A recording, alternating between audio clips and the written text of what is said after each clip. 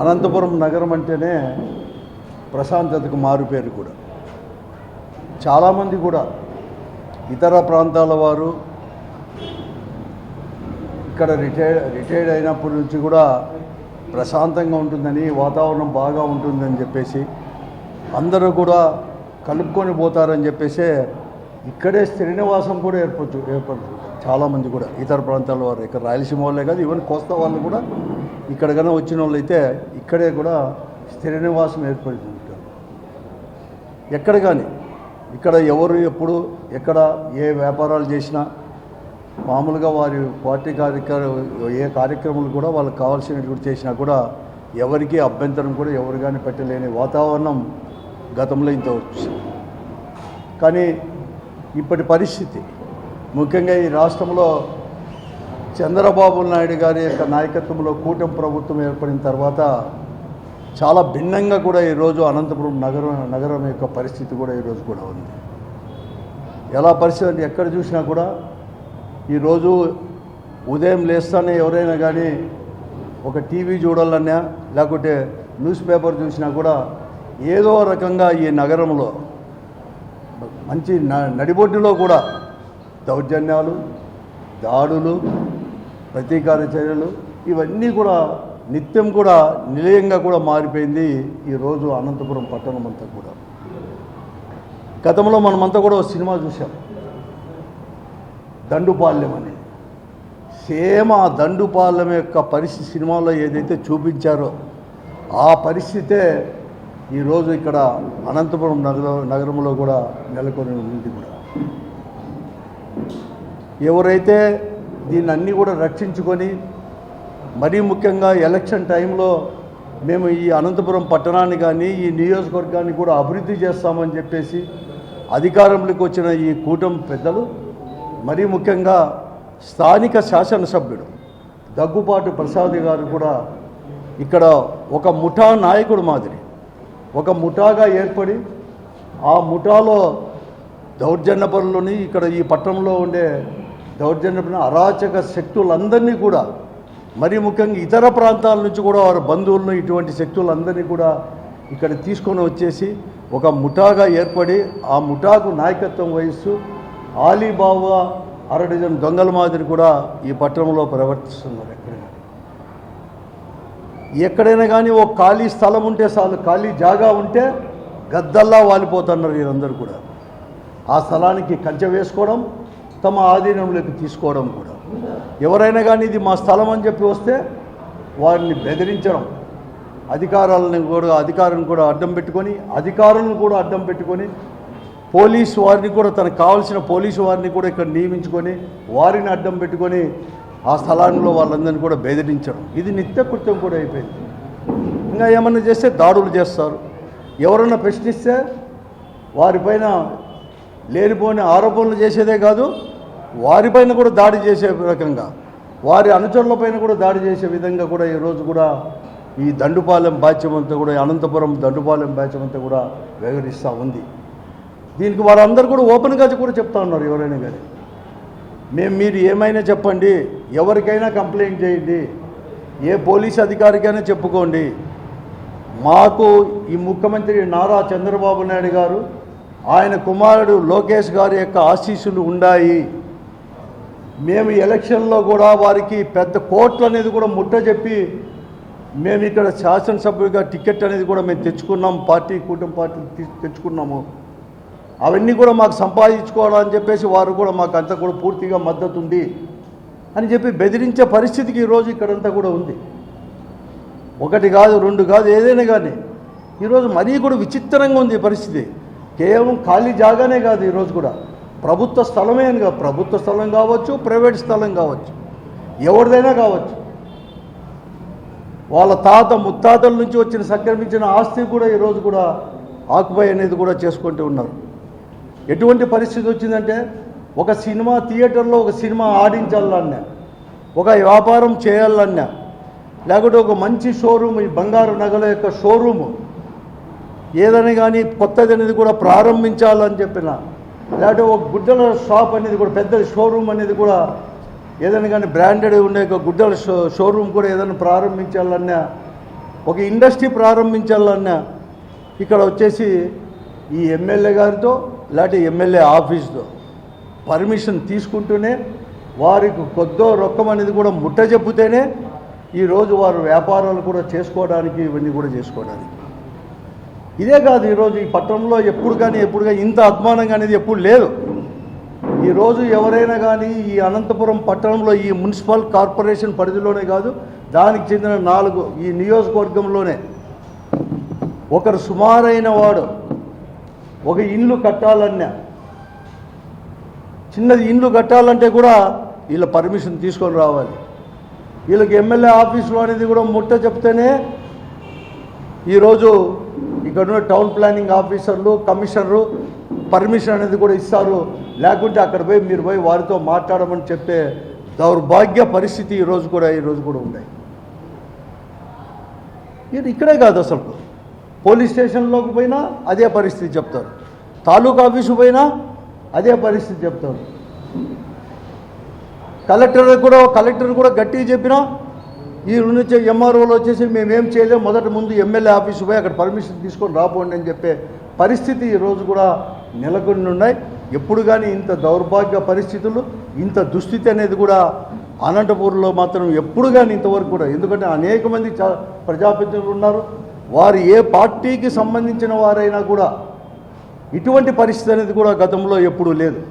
అనంతపురం పట్టణంలో నేను గతంలో చూశాను, ఎందుకంటే చాలా రోజుల నుంచి రాజకీయాల్లో ఉన్నాం కాబట్టి, ఉండిన కుటుంబం కాబట్టి, ఫ్యాక్షనిస్టులు కూడా పెద్ద ఫ్యాక్షనిస్టులు కూడా ఒకప్పుడు ఫ్యాక్షనిస్టులు కూడా ఇక్కడ ఉన్న నివాసం అనేది కూడా ఉన్నా కూడా పట్టణానికి సంబంధించినంత వరకు ఎప్పుడు కానీ ఇంత దౌర్భాగ్యంగా మాత్రం ఎప్పుడూ ప్రవర్తించలేదు ఎక్కడ కానీ. అటువంటి పరిస్థితులు ఈరోజు కూడా నెలకొని ఉన్నాయి. ఎందుకు నెలకొని ఉన్నాయంటే ఈరోజు ఎక్కడైనా కానీ పోలీస్ కంప్లైంట్ చేసిన యాక్షన్ అనేది కూడా లేదు. 19 నెలలు అయింది ఈ కూటమి ప్రభుత్వం ఏర్పడి. 19 నెలల నుంచి కూడా ఈరోజు అనేకమైన సమస్యలపైన, అనేకమైన సంఘటనలపైన కూడా పోలీసులు ఇచ్చారు. మొట్టమొదటగా నాకు తెలిసినంత వరకు, బహిరంగంగా తెలిసినంత వరకు, నారాయణపురంలో బుడుబుడుకులోది ఒక 5 ఎకరాల 70 సెంట్లో ఏమో 5 ఎకరాలు 70 సెంట్లో 5.5 ఎకరాలు వాళ్ళది తీసుకొని కూడా ఈరోజు కూడా మేమంతా కూడా రిజిస్ట్రేషన్ చేయించుకున్నామని చెప్పి కంచె వేసేది కూడా ఏమీ జరిగింది. పోలీస్ కంప్లైంట్ ఇచ్చారు, ఎక్కడ కానీ యాక్షన్, పోలీస్ అనేవారు ఎక్కడ కానీ యాక్షన్ అనేది కూడా తీసుకోలేకపోయారు. రెవెన్యూ డిపార్ట్మెంట్లో యాక్షన్ తీసుకోలేకపోయారు. ఆ తర్వాత వారికి భరత్ ఇన్ఛార్జ్ మంత్రి అయిన భరత్ యొక్క దగ్గర బంధువులు వైశ్యాస్, వారికి సంబంధించింది కూడా కక్కలపల్లి పొలంలో కూడా 3 ఎకరాలు పైబడి కూడా ఉంటే వారిది దౌర్జన్యంగా ఆక్యుపై చేశారు. ఇన్ఛార్జ్ మంత్రి గారి దగ్గర పోయి మొరబెట్టుకున్నారు. ఇన్ఛార్జ్ మంత్రి ఏమో వారికి వచ్చేసి కలెక్టర్కి ఎస్పీకి చెప్పినానంటాడు. దాని పరిస్థితి కూడా ఇంతవరకు కూడా ఉంది. అలాగే ఈరోజు ఎక్కడ చూసినా శారదానగర్లో కావచ్చు, ఎక్కడ పోయినా కూడా ఇదే పరిస్థితి కూడా ఉంది. అంతెందుకు ఎవరో ప్రొఫెసర్ కనకదుర్గ అనేది కోస్తా ప్రాంతం వారు, అంటే కాకినాడ దగ్గర పరిసర ప్రాంతాల వారు ఇక్కడ చాలామంది వచ్చేసి ఉద్యోగరీత్యా ఉమెన్స్ కాలేజీలో పనిచేస్తూ రిటైర్డ్ అయిపోతే వాళ్ళకు వచ్చేసి మ్యారేజ్ కాలేదు కాబట్టి ఇక్కడే కూడా ఒక స్థిర నివాసం ఏర్పరచుకొని ఇండ్లు ఇవన్నీ ప్రాపర్టీ కూడా ఉంటే ఒక యాక్సిడెంట్లో చనిపోతే దొంగ సర్టిఫికేట్లు అన్నీ కూడా సంపాదించి ఈరోజు వాళ్ళ పేరిట చేసుకొని కూడా ఇవన్నీ కూడా చేసుకుంటారు. ఎవరైనా రిజిస్టర్ ఆఫీసులో ఎవరైనా కానీ రిజిస్టర్ అనేది కూడా పోవాలంటే కూడా వీళ్ళ పర్మిషన్ లేకపోతే అక్కడ వీళ్ళ యొక్క అనుచరులు అక్కడే వారిపైన కూడా ఈ రిజిస్టర్ ముందరే దౌర్జన్యం చేసినా కూడా వారిపైన చర్యలు మాత్రం ఈరోజు కూడా లేవు. అటువంటి సంఘటనలు ఎన్నో కూడా జరిగాయి. ప్రముఖ వార్తాపత్రికలు కూడా వార్తలు వచ్చినా ఎక్కడ వచ్చినా కూడా ఈ అధికారులు అనేవారు కూడా వారిపైన కూడా యాక్షన్ అనేది కూడా తీసుకోలేకపోయారు. అంతెందుకు వారి పార్టీకి సంబంధించిన వారే లింగాయత్ కార్పొరేషన్ చైర్మన్ స్వప్న గారు కావచ్చు, లేకుంటే వారికి ఒక ఫక్రుద్దీన్ అని చెప్పి ఏదో కొన్ని సంవత్సరాల నుంచి కూడా ప్రతి సంవత్సరం కూడా ఎగ్జిబిషన్ నడుపుకుంటే అతనికి ఆనవాయితీ కూడా ఎప్పుడు తీసుకొస్తారు. మేము ప్రజాప్రతినిధులుగా ఉన్నప్పుడు కూడా వారు నడుపుకుంటారు. ఎవరు నడుపుకుంటారో మాకు పేరు కూడా తెలియదు. వారి పార్టీకి సంబంధించిన వారేంట, వారు కూడా ముడుపులు లేదని వారిపైన దౌర్జన్యం. అంతేందుకు నేను కనీసం వారు ఇక్కడ మద్య వ్యాపారం చేయాలని కూడా వాళ్ళు పర్మిషన్ తీసుకొని రావాలి. వారికి నెల నెల కూడా వాళ్ళకి లాటరీలో తగిలినా వారి వ్యాపారం నడుపు నెలలకు ముడుపులు అనేది కూడా ఇవ్వాలి. లేకుంటే వారిపైన కూడా దాడులు చేసేది. కడకు వాళ్ళ పార్టీకి చెందిన వెంకటరమణ అనే దానిపైన కూడా ఏకంగా కూడా దాడే కాదు, నిప్పు పెట్టే పరిస్థితి, కాల్చేంత వరకు కూడా పరిస్థితి కూడా ఈ జిల్లా కేంద్రంలోనే ఈరోజు జరిగిన పరిస్థితులు ఇవన్నీ కూడా ఉన్నాయి. కానీ ఎక్కడ కానీ వాళ్ళపైన ఇంతవరకు తెగజారిందంటే ఈ అధికారులు కావచ్చు, ఎస్పీ గారు కానీ, డిఎస్పీ గారు కానీ, లేకపోతే డిఐజీ గారు కానీ, ప్రముఖ ఎవరైతే దీనికి కారకులవుతారో, ఎవరైతే నాయకత్వం వహిస్తారో ఆ నాయకత్వం కనీసం ప్రశ్నించిన పాపాన్ని కూడా పోలేదు. వారి అనుచరులను కూడా ఎక్కడ కానీ కేసులు పెట్టి లోపల వేసిన పాపాన్ని కూడా పోలేదు ఈ 19 నెలల్లో. అందుకోసమే వాళ్ళకి ఎవరంటే కూడా చట్టం అంటే భయం లేదు, రాజ్యాంగం అంటే భయం లేదు, ఏం భయం లేదు. ఈరోజు అధికారులందరికీ వాళ్ళు చెప్పేది ఏమంటే చంద్రబాబు నాయుడు గారు, లోకేష్ గారు ఆశీస్సులు ఉన్నాయని చెప్పేసి పైనుంచి వచ్చింది కాబట్టి వాళ్ళు ఇంత యథేచ్ఛగా ఇవన్నీ కూడా చేసుకొని పోతూ ఉన్నారు. మాకే కాదు పై వారికి కూడా మేము ముడుపులు ఇవ్వాలి. గతంలో ఇచ్చినాం టికెట్ ఇప్పుడు కూడా మేము కూడా అక్కడ కూడా ఇస్తామని చెప్పేసి బహిరంగంగా చెప్తా ఉన్నారు. ఈరోజు లాడ్జుల్లో కూడా రూమ్ ఈగిపోయినా కూడా లాడ్జుల్లో కూడా పేకాట జరగాలనే కూడా వీళ్ళ పర్మిషన్తో జరుగుతూ ఉంది. మట్కా ఇవన్నీ కూడా చేస్తూ ఉన్నారు. ఒక జిల్లా కేంద్రంలోని దుస్థితి ఉంటే మిగతా చోట కూడా ఎటువంటి పరిస్థితి ఉందో రాష్ట్రమంతా కూడా ఈ పరిస్థితి అనేది కూడా ఉంది అని చెప్పి మేము చదువుకున్నాం, టీవీలో చూసాం. కానీ నిజంగా కూడా అనంతపురం పట్టణంలో మేము కళ్ళారా కూడా మేమే కాదు ప్రతి ఒక్కరు కూడా చూస్తూ ఉన్నారు. కడకు వారి పార్టీ వారి ప్రాణాలకు కూడా రక్షణ లేకునే పరిస్థితి ఈరోజు ఈ అనంతపురం నగరంలో కూడా చోటు చేసుకున్న దాన్ని కూడా మేము చెప్తా ఉన్నాము. ఈరోజు ఎవరన్నా ప్రశ్నిస్తే వారిపైన దాడులు, అధికారులను కూడా విడిచిపెట్టుకోకుండా దాడులు అందరు కూడా. ఈరోజు కూడా నేను చెప్తా ఉన్నాను, ఈరోజు కూడా నేను ఒకటే చంద్రబాబు నాయుడు గారికి చెప్తున్నాను. ఈరోజు ఈ బందిపోటులు దొంగ మాదిరి ఈ బందిపోటుల నాయకుడు వీళ్ళందరూ ఎలా ఉంటారో అలాగా ప్రవర్తిస్తుంటే చంద్రబాబు నాయుడు గారు నీవు ప్రభుత్వం అనేది ఉందా? అసలు నువ్వు చూస్తూ ఉండవా? నీ ఇంటెలిజెన్స్ ఏమైంది? లేకపోతే ఈ జిల్లాలో ఉండే మిగతా ప్రజాప్రతినిధులు కానీ లేకపోతే మంత్రులు కానీ ఇక్కడ జరుగుతున్న విషయాలు నీకు చెప్పలేదా చంద్రబాబు నాయుడు గారు? లేకపోతే వారు చెప్తా ఉన్నట్టుగా నీకు అన్నీ తెలిసే నువ్వు ఒకటి నటిస్తూ ఉండవా? చెప్పండి చంద్రబాబు నాయుడు గారు. నువ్వేమో చెప్తావు కలెక్టర్ల మీటింగులో, ఎస్పీల మీటింగులో లా అండ్ ఆర్డర్ మెయింటైన్ చేయండి, గట్టిగా మీరు ప్రవర్తించండి అని చెప్తావు. ఇంకా కూడా మీరు ఎక్కడ చూసినా మీటింగులో, బహిరంగ మీటింగులో చెప్తావు. ఎవరైనా కానీ లా అండ్ ఆర్డర్కు ప్రాబ్లం అనేది కలిగిస్తే, విఘాతం కలిగిస్తే తోలు తీస్తా, తప్పెట్లు కొడతా అని చెప్తావే చంద్రబాబు నాయుడు.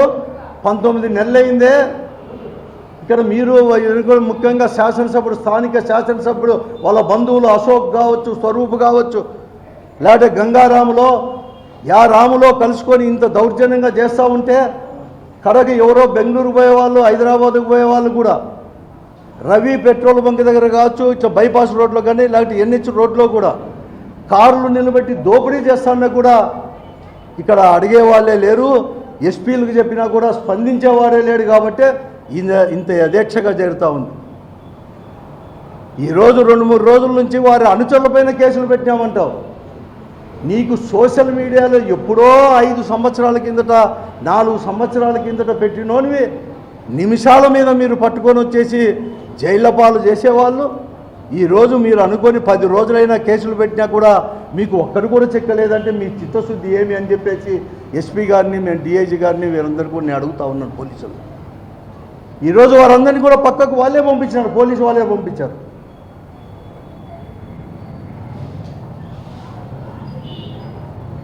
ఈరోజు భయపడతా ఉన్నారు.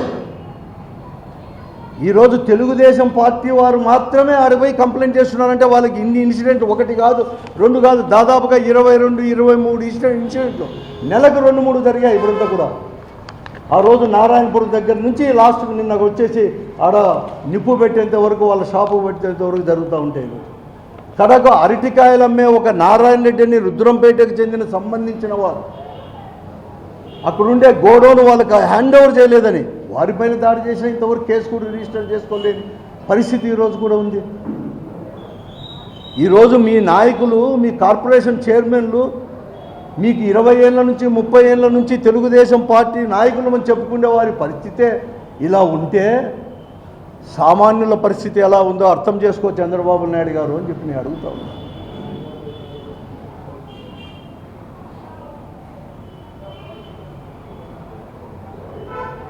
ఏమి ఈ బందిపోటులకు నువ్వేమన్నా లైసెన్స్ ఇచ్చినావా?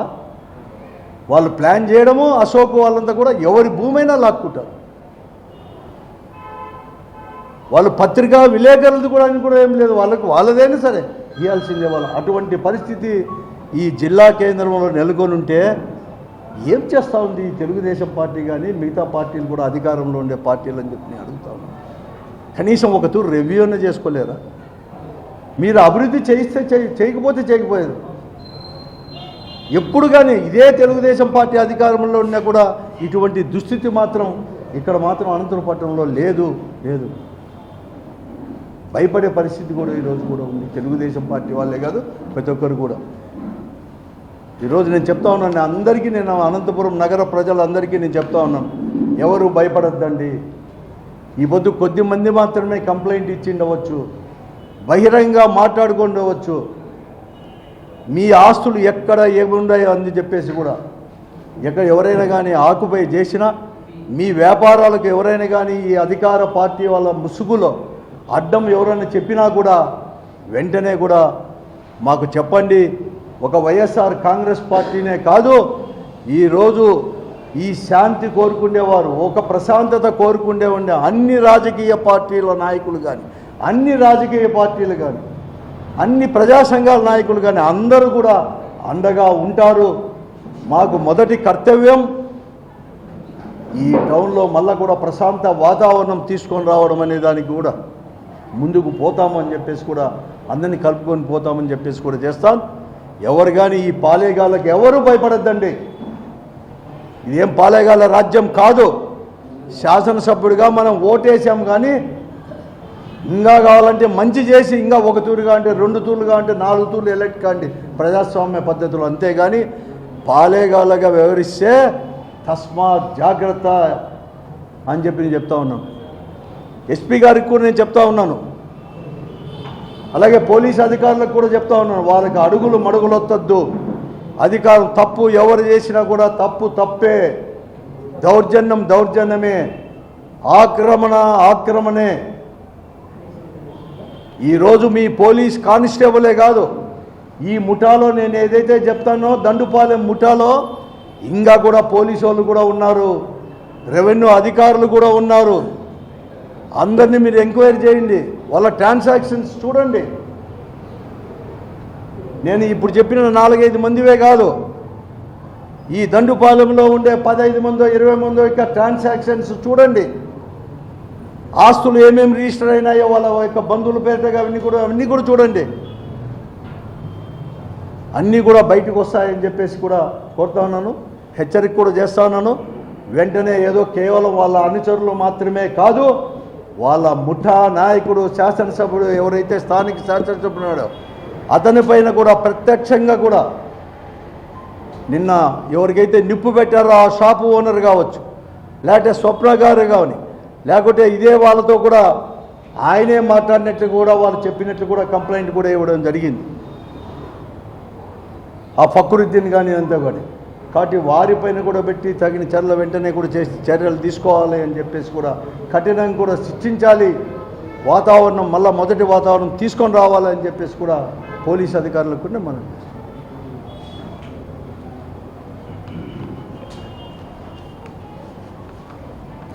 ఫాలో చేయొచ్చు కదా అండి ప్లీజ్. అందరికీ నమస్కారం.